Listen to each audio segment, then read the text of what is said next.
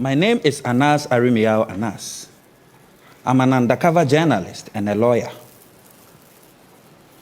Whilst growing up in my little village, it's called Bimbila in the northern region, I learned a lot. Bimbila is predominantly a nomadic place, and we usually live in round houses. One incident happened one fine morning. A notorious thief was arrested.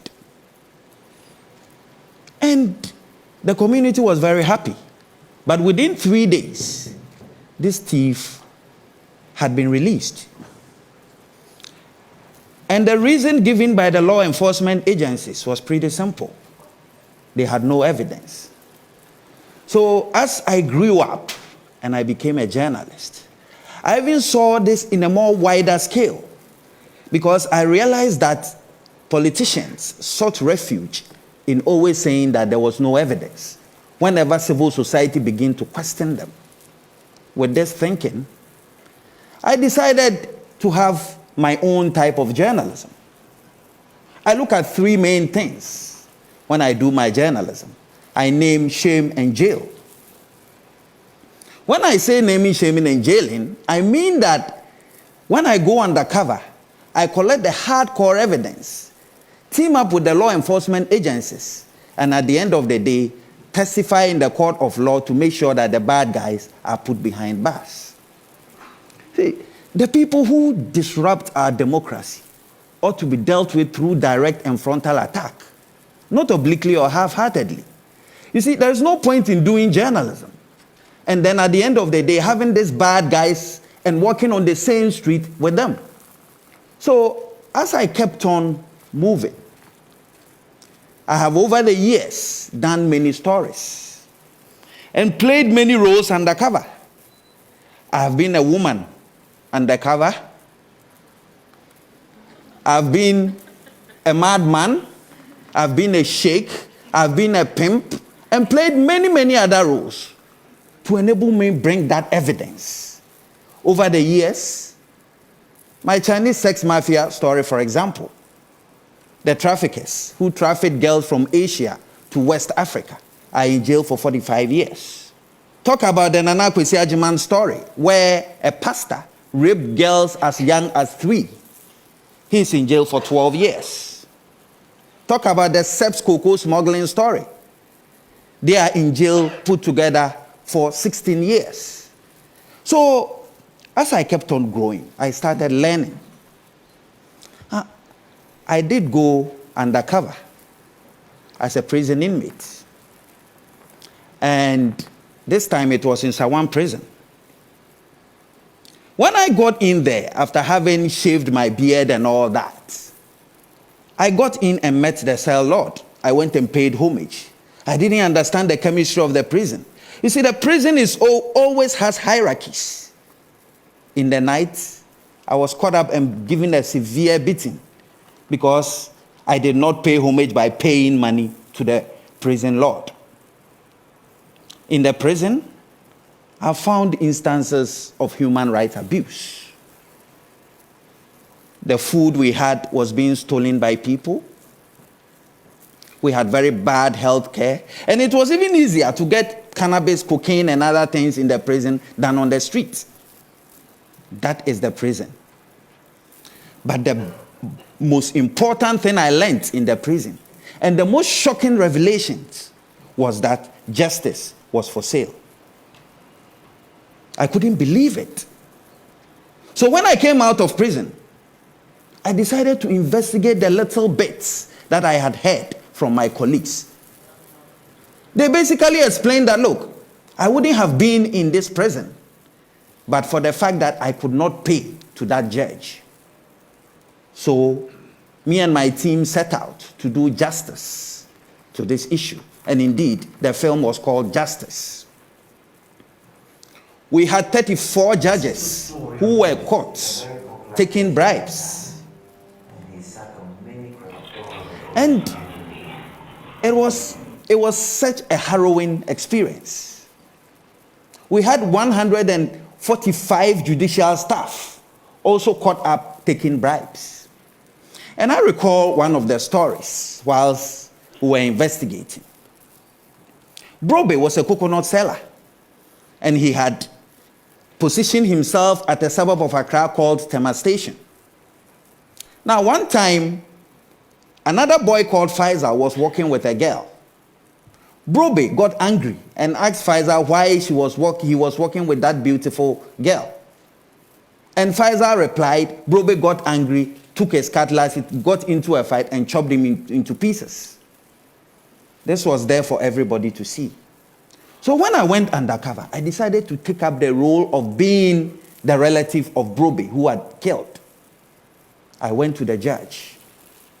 I remember that fateful day. And there I was. I gave him the money. And he took it. Then it was that day that I realized that indeed our democracy was under siege. And that if we don't come together to kick out these evil people who try to destroy our democracy, we will never be a sane country. A similar incident of robbery attack that happened in Taifa. These were real armed robbers who hurt about 8 people. Again, I went undercover as a relative. And here I went to speak to the judge. I told him that I wanted these people released. And there again, he extended his hands and collected money. And that morning, I remember when he gave that famous judgment. It was 9 a.m. That's when he was supposed to sit. As at 9:30, he was still waiting to collect the money from me. And as soon as I paid him, all these robbers were released back to society. Then I started thinking. I also did go to some of the judges who proved to be so upright. In fact, one female judge that I stood in front of called the police. I had to run away for my dear life. And that taught me another lesson. That despite whatever happens, there are people who are willing to push the frontiers of democracy. See, as I keep doing what I do, I know that there will be problems. When I teamed up with my colleague, Stanley Nkwenda, to go to Seychelles, it was because of a special reason. You see, threats are very normal in this job that I do. Whilst I was doing this, one of my members got kidnapped, and it had to take the security forces to come help. As for plot to kill me and all those, they have a daily occurrence. I get them every day. Also, some lawyers went to court, and what they requested for was for my beads to be unveiled so that they could see my face. So those of you wondering, I wear these beads because I want to be able to do that next story. I want to be able to push the frontiers of democracy. See, that day when I had that call from that anonymous caller, he told me, do not drive home. Do not use your car. So I decided to follow what I had heard. And the next morning, the bad guys had gone to attack someone and injured him. That person was driving a similar car. When you decide to do what I do, you're not going to have a normal social life. When people are going out to have fun in the pubs and the clubs, count yourselves out because the bad guys are always watching. So that day, when I set out with Stanley Kwenda and we went to Seychelles, it was to look for those African leaders who eventually steal our money and hide them in safe havens. Though there are international laws that are supposed to stop people from hiding stolen wealth, looted wealth from Africa, there are still some countries who allow this to happen. So for me, looking at the executive arm of government, looking at corrupt African leaders was key to the work that I do. Because many children suffer from diseases as a result of the bad things that happen when money is stolen. So I am glad that in Seychelles, we were able to expose some of these institutions that launder our money. See, one thing I have learned over the years as I've been doing this job is that we must be willing to question institutions, willing to question the status quo. We do not have to believe that because we've set up institutions, they will be sacrosanct. We need to ask them the questions. It is only when we ask questions that we can find answers. We have to keep probing as journalists. Then again, if we want to keep our democracy sane, we ought to open our eyes and play our watchdog roles very well.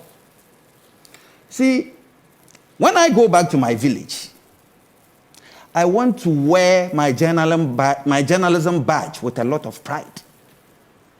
Pride that is born out of the good deeds that my journalism has contributed to society. You see, journalism ought to be seen as a very powerful disinfectant, not to destroy the society, but to help rid of the filth that has engulfed our society. I know, as I keep doing this over and over, there will be problems. I may die. But if I die, I take solace in the fact that I have contributed to democracy. What about you? Thank you very much.